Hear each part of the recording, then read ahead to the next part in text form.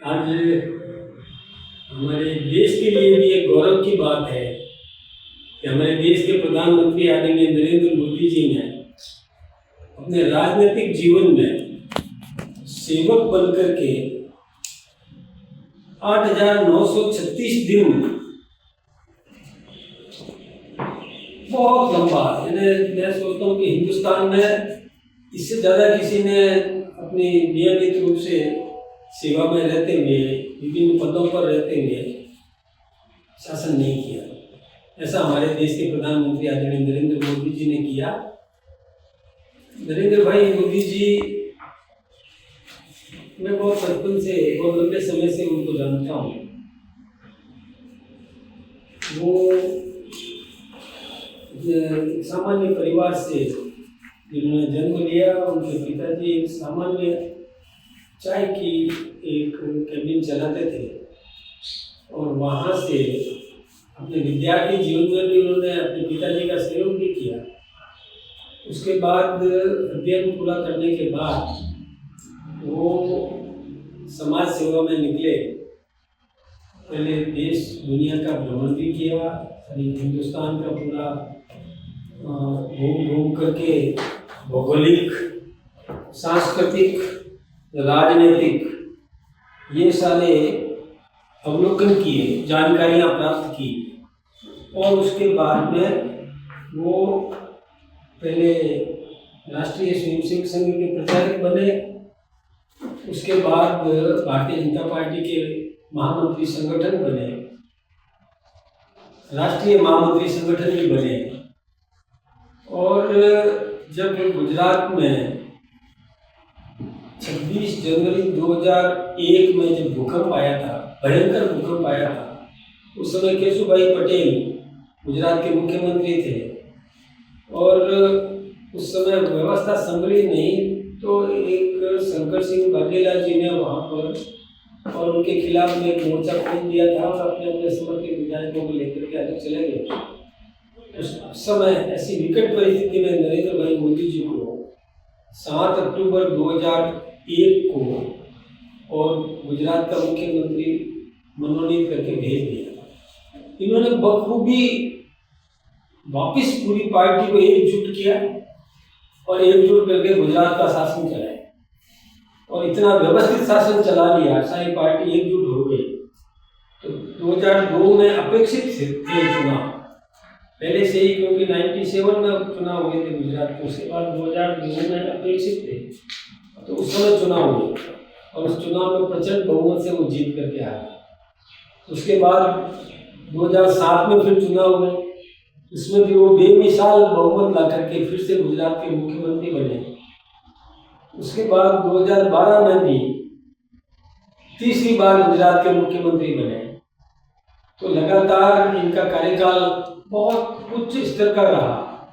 सरदार सरोवर बांध को ऊंचा उठाने की इनकी शुरू से मांग थी, उस मांग को भी और वहां से तो प्रस्ताव लेकर के भेज दिया, लेकिन केंद्र के और मनमोहन सिंह जी ने उसको रोक करके रखा।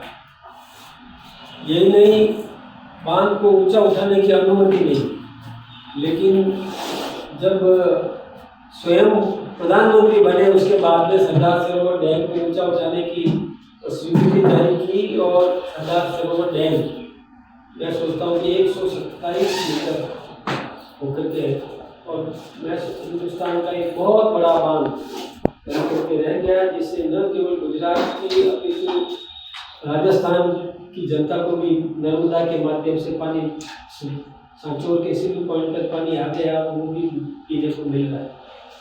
ऐसा गुजरात में जो पहले और साबरमती सूखी पड़ी थी, उस साबरमती में भी और पानी, नर्मदा का पानी पहुँचा करके और साबरमती को भी सरसब्ज कर दिया वहाँ पर, और बहुत शानदार और दोनों किनारे वहाँ पर बनाए। और आज गुजरात में दर्शनीय स्थल, पर्यटक स्थल बन करके और खड़ा है। ऐसा काम भी उन्होंने किया। यही नहीं, उन्होंने इतने, तो गुजरात में पहले बिजली की बहुत बड़ी किल्लत थी, बिजली मिलती नहीं थी, तो उन्होंने बिजली के मामले में भी गुजरात को आत्मनिर्भर किया। गुजरात के साथ साथ औद्योगिक विकास के लिए भी और गुजरात में क्योंकि बिजली की उपलब्धता, पानी की उपलब्धता के आधार पर इंडस्ट्रीज आती है और एक स्थायी सरकार के हिसाब से इंडस्ट्री आती है, तो वो भी गुजरात में स्थायी सरकार और एक विश्वास जनता को दे करके, और उन्होंने गुजरात में औद्योगिक मामले में चाहे सूरत का डायमंड का व्यापार हो, सूरत का क्लॉथ टेक्सटाइल इंडस्ट्रीज हो, चाहे यहाँ तक कि देखिए जो नैनो कार टाटा लाना चाहता था और बंगाल में लगाना चाहता था, तो ममता बनर्जी ने उसको अनुमति नहीं दी, तो उन्होंने गुजरात में बुला लिया और गुजरात में नैनो कार बनने लगी वहाँ पर भी। पर इसी आधार पर और भी निवेशक आए और गुजरात में बहुत बड़ा निवेश इन्होंने प्राप्त किया और इंडस्ट्रियल हब गुजरात को बना दिया। और ये गुजरात मॉडल ऐसा बना करके दिया कि जिसको देख करके दूसरे प्रांत भी नकल करने लगे कि गुजरात मॉडल पर हमको भी चलना चाहिए। और हिंदुस्तान में भी उन्होंने ये प्रयास किया कि गुजरात मॉडल क्या होता है, उसी तर्ज पर हिंदुस्तान का भी विकास करना है। 2013 में भारतीय जनता पार्टी ये सोच रही थी कि देश का प्रधानमंत्री का उम्मीदवार किसको घोषित किया जाना चाहिए।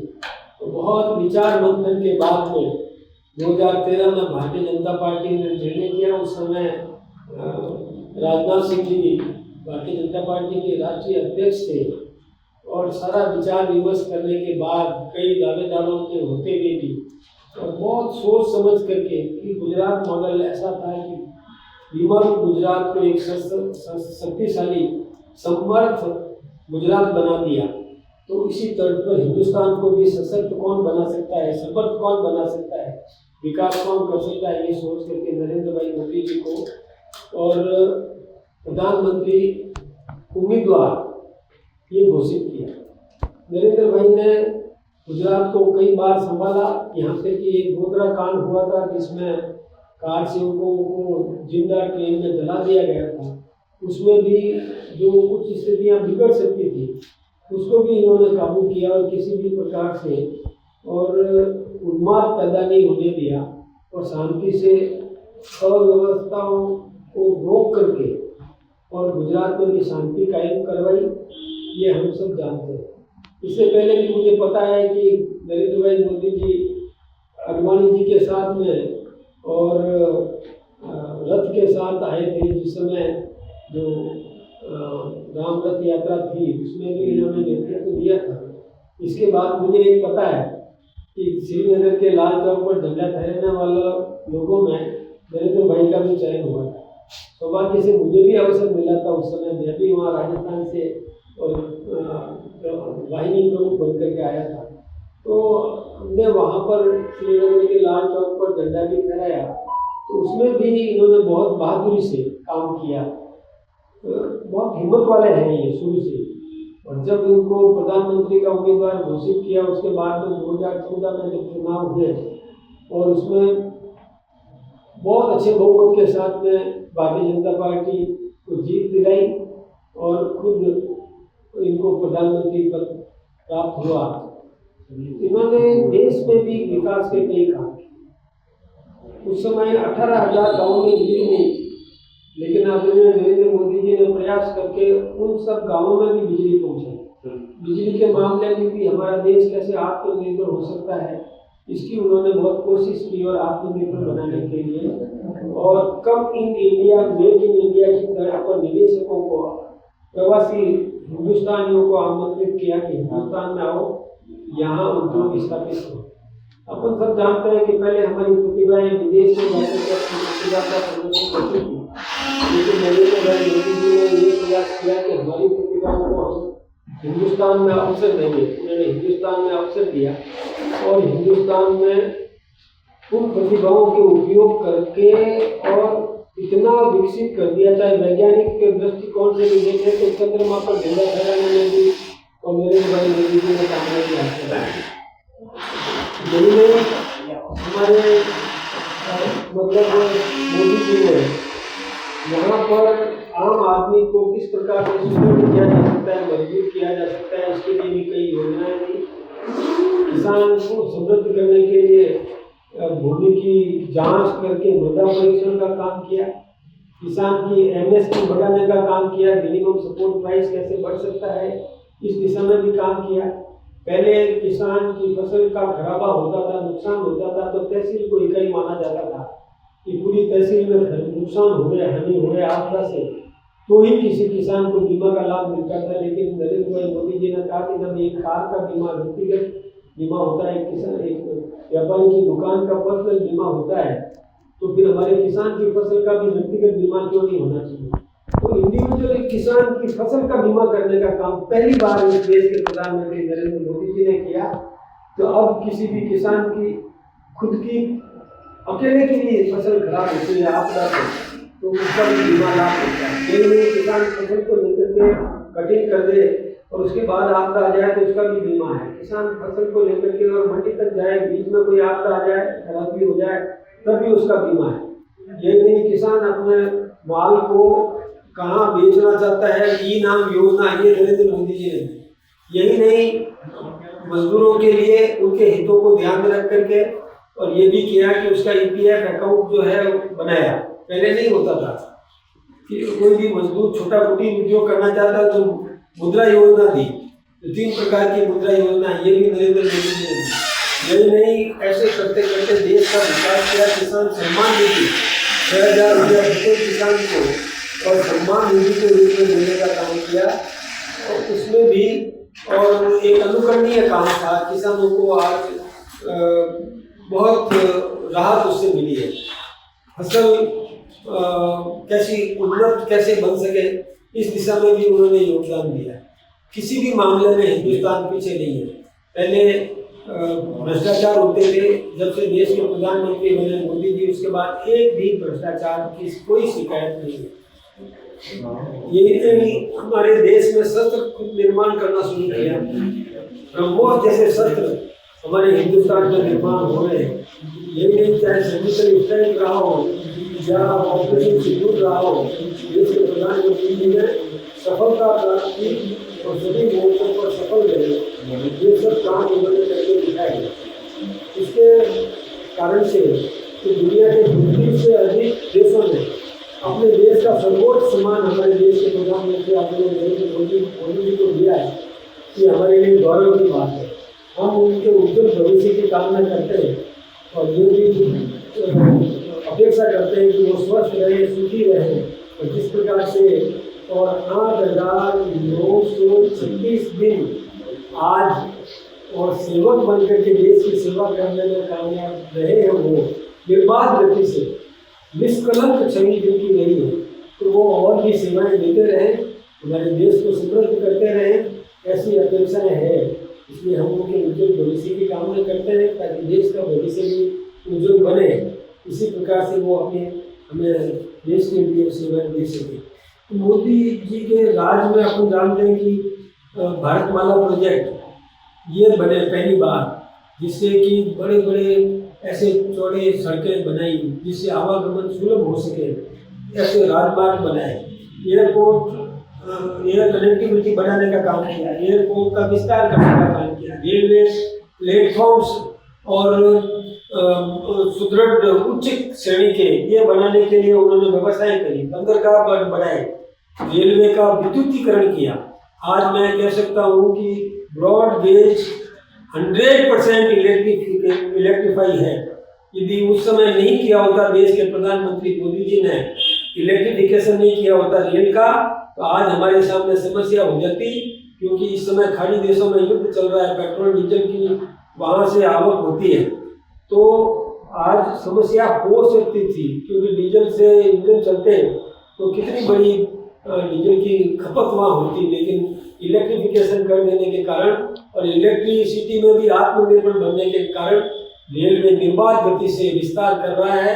रेलवे मजबूत हो गया, बिजली की कोई कमी नहीं है, और पेट्रोल डीजल का भी भंडारण पूरा किया, गैस का भंडारण भी पूरा किया। आज आपने अपन सब जानते हैं, हमारी सरकार ने भी कह दिया कि 60 दिन का तो स्टॉक हमारे पास में है, तो और भी रास्ते खुले हुए हैं। और मुझसे भी किस प्रकार से हमको सहायता मिलना चाहिए, ये मोदी जी की विशेषता की बात है। चाहे यूक्रेन रूस का युद्ध रहा हो, उस समय भी उन्होंने और युद्ध रोक करके हमारे बच्चों को सुरक्षित निकालने में सफलता हासिल की। यही नहीं, अभी जो इजराइल अमेरिका वर्सेज ये ईरान का जो युद्ध चल रहा है, उसमें से भी हमारे लोगों को किस प्रकार से सुरक्षित निकालना चाहिए, इसमें भी सफलता प्राप्त की है। और उससे भी किस प्रकार से हमें सहायता, ये जो डीजल पेट्रोल गैस के मामले में हमें राहत मिल सकती है, उस मामले में भी ये सफल है। ये सब काम उन्होंने किए। कई योजना मैं बता सकता हूँ, पीएम सूर्य घर योजना है, ये सोलर पंप की है जिससे किसान लाभान्वित हुए, कई योजनाएं गिना सकते हैं। उन सब योजनाओं का जिक्र करूँ तो लंबा हो जाएगा, लेकिन हमारे देश के प्रधानमंत्री मोदी जी सभी मामलों में सफल है और हम उनके उज्जवल भविष्य की कामना करते हैं। ये बहुत बड़ी बात है। अब एक तरफ तो विपक्ष हमारा किस प्रकार से और अफरा तफरी पैदा करना चाहता है, दूसरी तरफ देखिए एक्साइज ड्यूटी 10 रुपये घटाकर 3 रुपये कर दिया है एक्साइज ड्यूटी। तो ग्लोबल संकट के बीच भी उपभोक्ताओं को कोई बोझ नहीं बढ़ेगा, ये सारी व्यवस्था की है। इसलिए वो जनहित की चिंता करते हैं। मैंने 13 रुपया था, उस पर 3 रुपया कर दिया, बहुत बड़ी बात है, बधाई देते हैं आम जनता को। डीजल पे 10 रुपये को 0 कर दिया। डीजल पे भी डिक्टेटर नहीं है, मोदी जी सामूहिक चर्चा करके, सामूहिक विचार विमर्श करके और निर्णय करके लोग चर्चा करते हैं। आज मुख्यमंत्री ऐसे चर्चा करके वहाँ की व्यवस्था और समस्या सुनेंगे, सुन करके उसका किस प्रकार से हम जनता की राहत दे सकते हैं, जनता को राहत कैसे दी जा सकती है। विपक्ष अफरा तफरी पैदा करना चाहता है तो उसको कैसे रोका जा सकता है, इन सब विषयों पर चर्चा करके निर्णय करेंगे। तो ये बहुत अच्छी बात है, ये उनका शुरू से स्वभाव है कि सामूहिक निर्णय करते हैं, चर्चा करके निर्णय करते हैं और रिजिड नहीं है कि नहीं मैं कहता हूँ वही सही है। आपकी बात भी सही हो सकती है तो उसको स्वीकार करने के लिए